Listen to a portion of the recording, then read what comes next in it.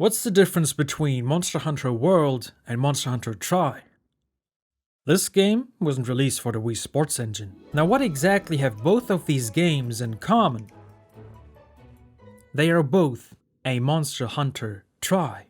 I bet you're one of the OGs who played the first games and players look up to you cause you know so much in-depth knowledge from this one guide that this one true veteran made because they played the first games. But I'm talking about the first games. No. I mean the first games. Not this one.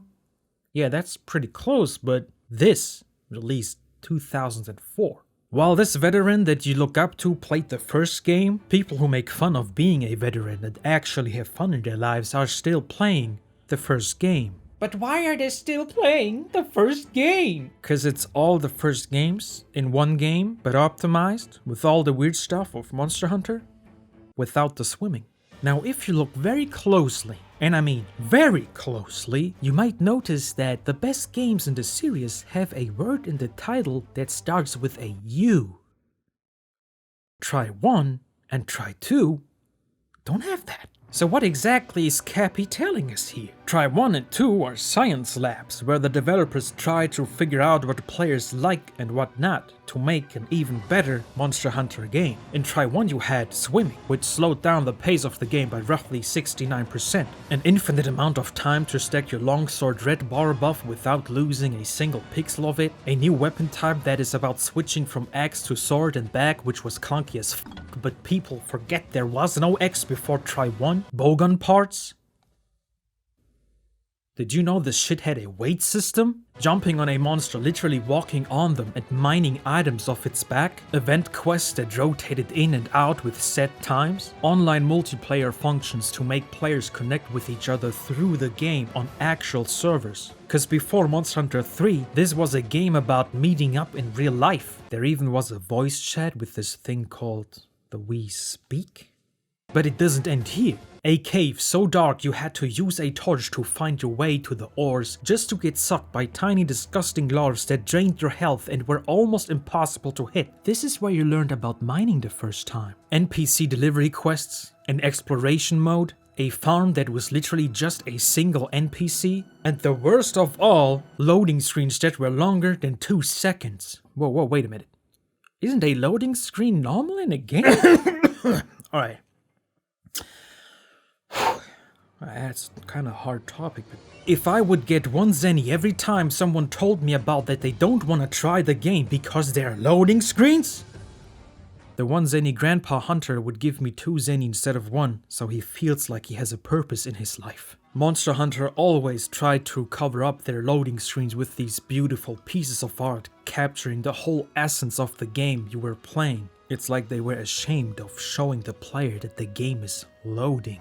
For Try 2 they were like, alright, no shame here. Black screen, boom. It's like Try 1 but without the colors. When Try 2 was in the making they were like, okay.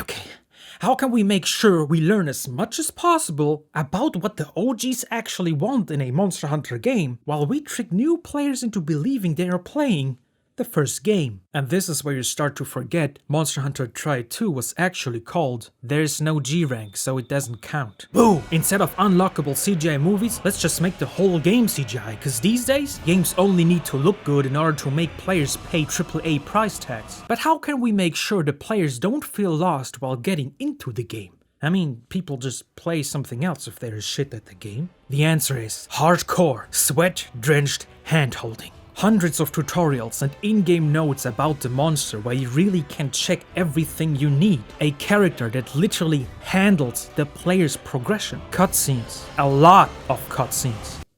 But you can't skip them. Scout flies to directly point the player in the direction of a monster. Riding on small monsters to get to the monster back faster. Oh wait, sorry, is it too hard to learn 1 weapon against 48 monsters? Now try to learn 5 styles for 1 weapon against 93 monsters by just playing and reading basic combos in the tutorial menu section. I counted the 17 small ones to the 31 big monsters, by the way. And the alchemy style is technically style 6, but The barrel has no G rank in it, giving characters actual voices to make them much more iconic. What do we do now? But also to keep the player's attention to the game.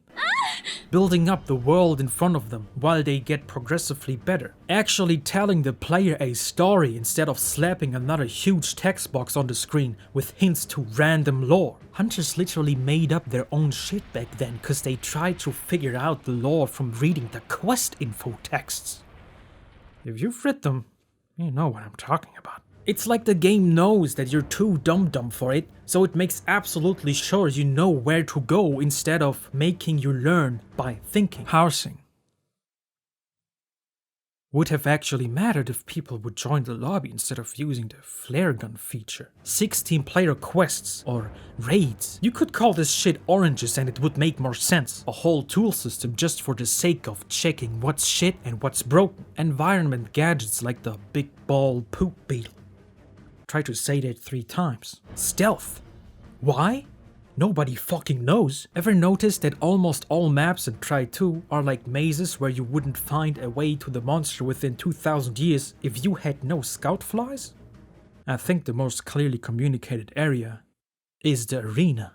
As developers and players try to figure out if they like what's going on or not, they just kept going with squeezing every idea they had into this new world. By the way, Try 2 is the first game in the series that actually got a DLC. Instead of a World 2 port for the Nintendo Flip Toaster. But Gunman, this doesn't prove anything. World is the best Monster Hunter game of all. Numbers don't lie. And Rise will be exactly like that.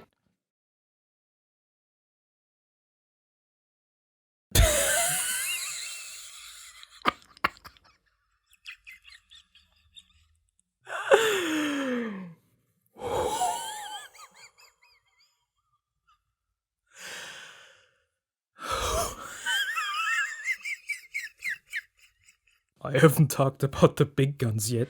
Remember Xeno'jiva? He's a red power rate now. Remember the tree from Witcher 3? That's a monster now. Remember Elatrion? He's a FF14 trial now. Remember Fatalis? He's a FF14 trial now. Remember Behemoth? He's a FF14 trial now. Remember Rathalos? He's a FF14 trial now. Remember the power rate dragon? This is his grandma. Monster Hunter always had weird and funny crossovers, but in Try 2? God damn it! With these crossovers, it looked like they were trying to lure players from MMOs, RPGs, fighting, and hack and slay games in, not all at the same time, but slowly creeping up from behind. I mean, damn! They really pissed off a lot of people. New players had to come up with something called meta to be good enough to survive the end game against G-ranked monsters in the guiding lootbox land. And old players simply had to go back to playing the first game. But the slightly more extreme version. If you still aren't convinced yet, they even start the same. Try 1, be like, watch a cutscene until the title appears, start the game, make your hunter, watch a cutscene, meet NPC into your handle, exploration 1, tutorial 1 to exploration 2, tutorial 2, complete delivery, exploration 3, tutorial 3, forge a weapon, exploration 4, tutorial 4, start your first quest. Try 2 on the other hand is a bit more spicy. Title appears, start the game, watch a cutscene, create your hunter in Palico, watch a cutscene, meet NPCs into your handler, tutorial 1, cutscene 1, tutorial 2, exploration 1, cutscene 2, exploration 1, it's the same one, stick to your handler 1, not a cutscene but basically a cutscene, tutorial 3, stick to your handler 2, cutscene 3, stick to NPC 1, go to the smithy, cutscene 4, this is where the handler hugs your cat, your house, and tutorial 4, stick to NPC 2, first quest, food tutorial. Now here's how a classic Monster Hunter starts. Press start, create your hunter, cutscene, tutorial, first quest. Okay, but what's with Monster Hunter Rise? Baby? That's a good question. You know? If you are expecting Monster Hunter Rise to be like these 2 first games, you will be disappointed. But if you seek another unique hunting experience where the disappointment only originates from yourself because your expectations are astronomical, then you should ask yourself, when will Monster Hunter Try 2 Bloodborne release on the NES?